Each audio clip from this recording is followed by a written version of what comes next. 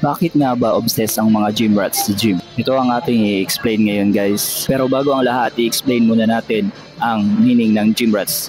Ang gym rats ay ang mga taong palaging nag-gym o nag-i-invest sa fitness at weightlifting. So ngayon guys, umpisahan na natin i-explain ang 6 na dahilan bakit obsessed ang mga gym rats sa gym. Number 1 dahilan ay ang neurotransmitters. Ang pag-ehersisyo ay nagre-release ng happy hormones like endorphins and dopamine, which is nakaka-feel ka ng pleasure. Ito ay same example ng drugs guys. Parang naiinganyo ka na mag-gym palagi tapos nakaka-feel ka ng pleasure at sense of accomplishment. Number 2 ay ang positive feedback loop. Ang positive feedback loop ay ang maraming positibong nangyayari o nagagawa sa pag-gym. Ang mga positive benefit ng pag-workout ay nag-i-improve nito ang ating mood, nababawasan ang stress at nagpapataas ng confidence. So naiinganyo tayo na magpatuloy sa mga positibong epekto nito sa atin. Number 3 ay ang body image and social media. Ito ay ang pagkakaroon ng ideal na physique na gusto mong maging or yung gusto mong standard na physique na gusto mo at ang mga epekto na rin na nakikita mo na ideal na mga idol mo ng physique sa social media.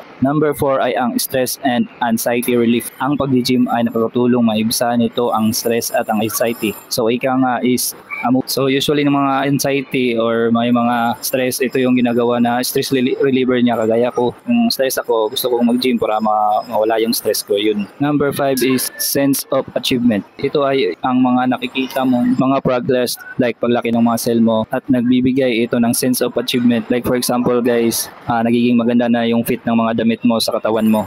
Number 6 is community and gym culture. Ito ay yung mga social space na sasama-sama ang mga like-minded people that can connect sa kanilang mga purpose with the same purpose and the culture that priorities workout and physical appearance.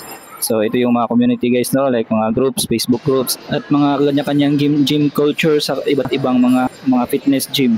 So yun lang guys, no, yung 6 na dahilan kung bakit obsessed ang mga gym rats sa gym. So sa tingin nyo guys, ano ba yung mga dahilan na yun, is more on positive ba or negative? So comment down below na lang kayo guys.